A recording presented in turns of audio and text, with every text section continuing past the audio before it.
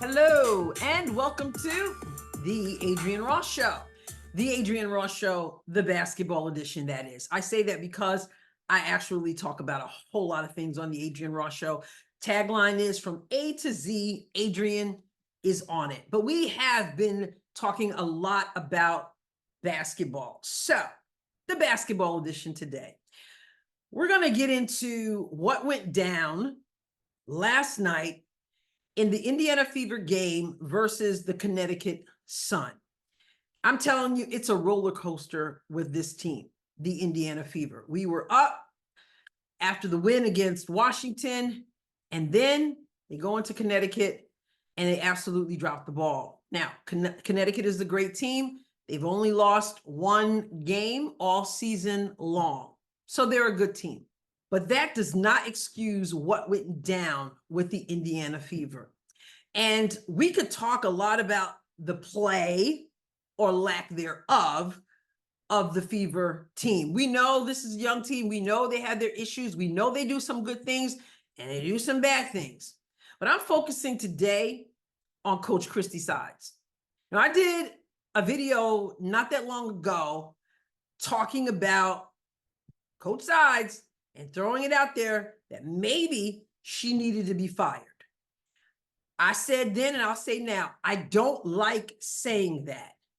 But I'm going to tell you right now, I've just gone from maybe she needs to be fired to fire Christie Sides. And I'm going to tell you why in no uncertain terms. This woman, what she did last night in that game, by sitting Caitlin Clark and the starters, most of the starters, from the third quarter, early in the third quarter, throughout the rest of the game, is absolutely unthinkable to me. And if I were in charge, I would fire her. Now, they were getting demolished. I won't disagree with that at all. The Fever, they were getting demolished, okay?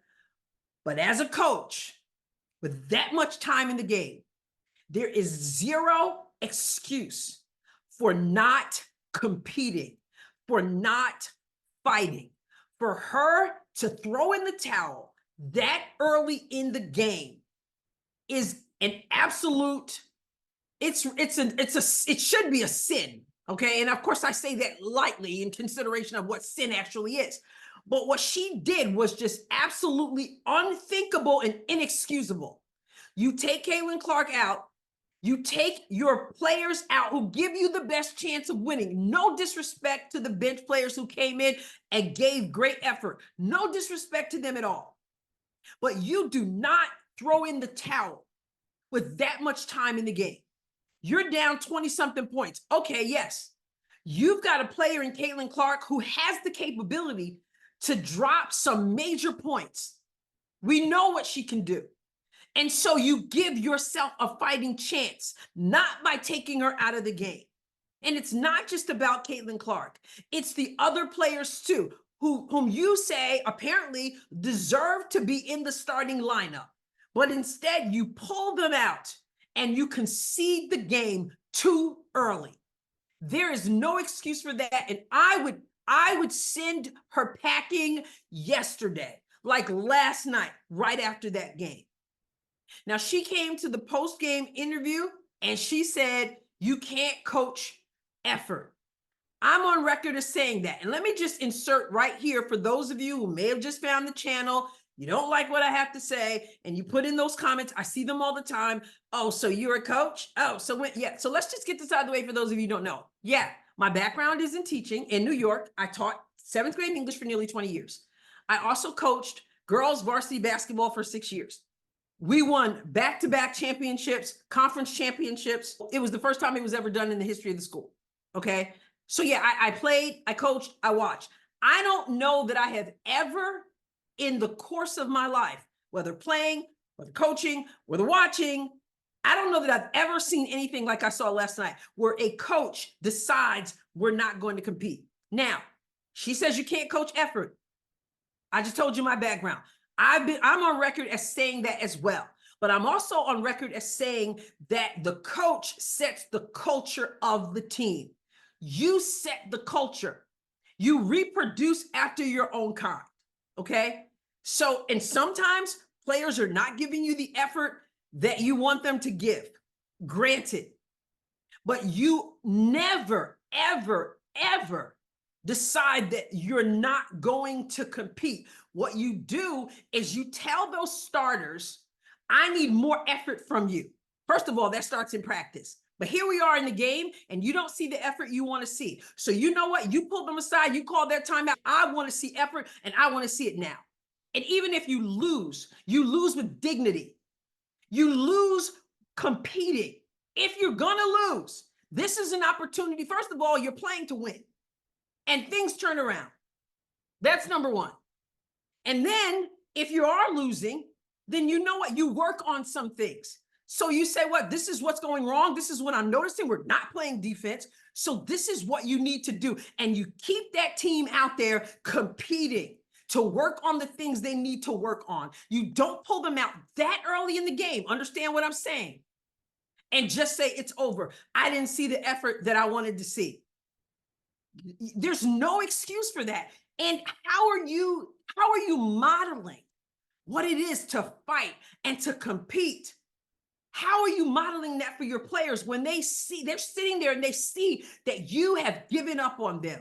You have lost them at that point. They should have lost respect, or you should have lost their respect because you didn't compete. Now, a few minutes left in the game at the end of the fourth quarter, and it's obviously a wrap.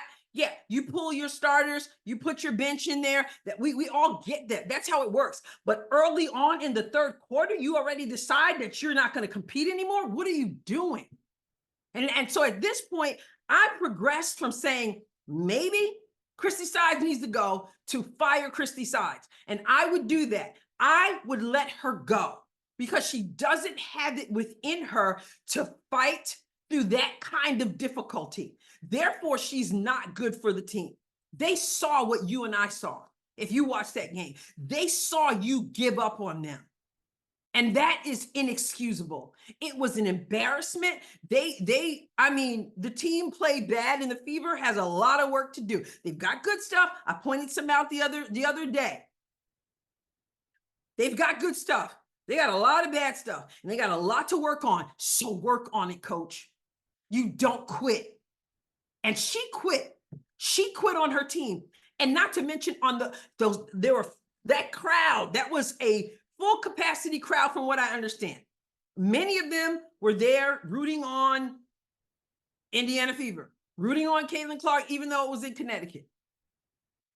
And I'm already hearing it. They didn't pay that kind of money to go and watch a third string, as someone said. I didn't come to watch a third string play against a third string.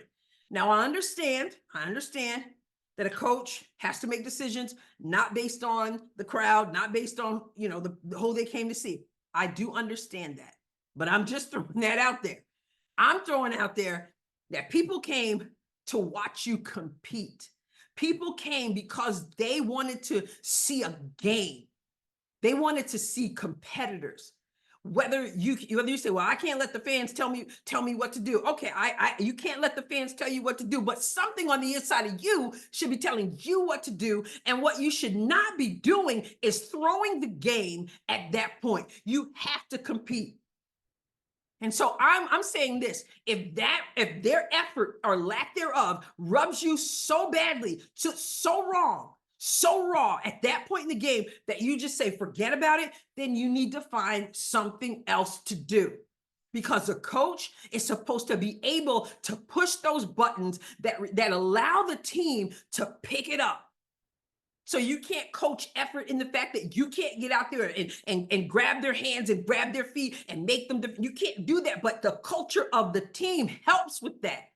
And so you get them gathered. You call out the pride that's in them. You call up the competitive that's in them. You don't sit them and throw in the towel that early in the game. And for what I've seen already, and that's the icing on the cake. As far as I'm concerned, Christie Sides should be fired.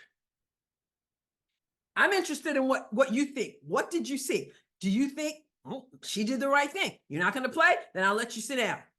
Maybe you do feel that way. I'd like to hear your, your respectful comments in the comment section. If you feel that way, let's hear from you. But I will say this, by the way, I'd like to hear from people who are respectful. I'm getting these comments from trolls. I'm getting these comments from race baiters, and actually make sure you tune into my next video, because I'm going to deal with the race issue that I've been experiencing. I'll just leave it at that. But I'm going to warn you, if you come up in here trying to race bait, we're just going to have to block you, because I'm not having it. I seem a little fired up because I was fired up. I'm telling you, after that game, I just can't. I'm like, I can't believe what I'm seeing. I have never seen anything like it. Coach, you need to go. If you can't compete, then you need to go. And what we saw last night was concession. What we saw last night was throwing in the towel. It was a disservice to the fans. It was a disservice to the sport. It was a disservice to your team. And she should be embarrassed. Please subscribe if you haven't subscribed to the channel yet. Appreciate it. God bless you abundantly.